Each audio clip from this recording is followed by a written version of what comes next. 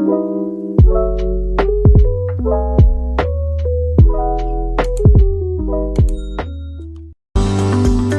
semuanya, baiklah di sini saya akan membahas tentang konsep manajemen pendidikan tingkat sekolah menengah, yaitu yang pertama ada konsep manajemen mutu sekolah menengah.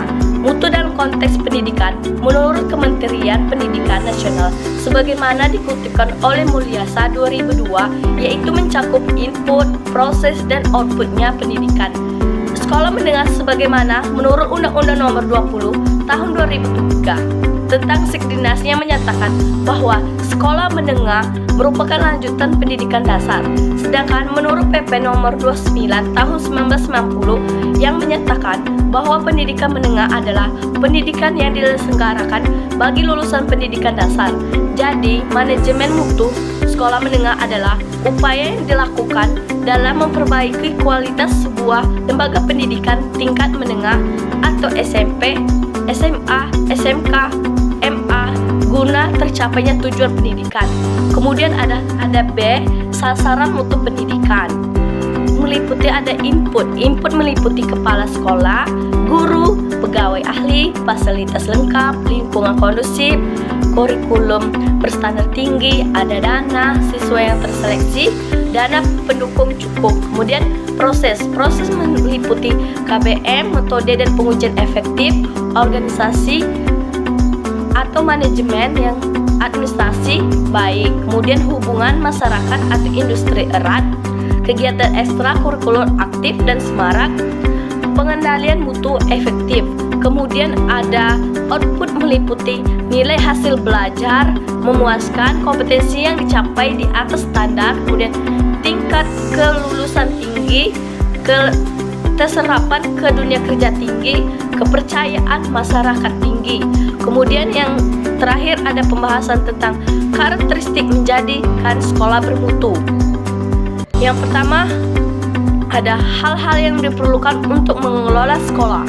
Yang pertama ada memahami fungsi sekolah serta maksud dan tujuan pendidikan atau cita-cita bangsa. Yang kedua memahami kebijakan pemerintah dalam bidang pendidikan dan undang-undang Sekdinas. Yang ketiga memahami standar pendidikan yang ditetapkan. Yang keempat ada memahami prinsip manajemen dan administrasi. Yang kelima ada memahami kurikulum dan pengembangannya. Yang keenam ada memahami tuntutan kebutuhan peserta didik atau life skill dan tuntutan masyarakat. Dan yang ketujuh memiliki visi dan misi. Yang kedua ada sasaran hasil mutu pendidikan. Dalam Undang-Undang Nomor 20 Tahun 2003 tentang sistem pendidikan menyatakan bahwa sasaran pendidikan adalah membentuk kecakapan hidup yang terdiri atas satu, berakhlak mulia atau beriman dan bertakwa. Yang kedua, cerdas, kreatif, inovatif. Yang ketiga, cakap, berkomunikasi atau bersosialisasi. Kemudian keempat, menguasai ilmu pengetahuan. Yang kelima, terampil bekerja. Dan keenam, bertanggung jawab sebagai warga bangsa. Kemudian yang ketiga ada dimensi mutu sekolah. Menurut Martinez, mutu sekolah terdiri atas 6. Melaksanakan kegiatan sesuai fungsi atau tepat sebagai lembaga pendidikan. Yang kedua ada memiliki keunggulan. Yang ketiga terpercaya sebagai sekolah yang baik. Yang keempat kondisi nyaman dan menyenangkan. Yang kelima penampilan fisik maupun kegiatan menarik. Dan yang terakhir yang keenam mengesankan dan favorit. Keempat ada fokus manajemen sekolah menengah.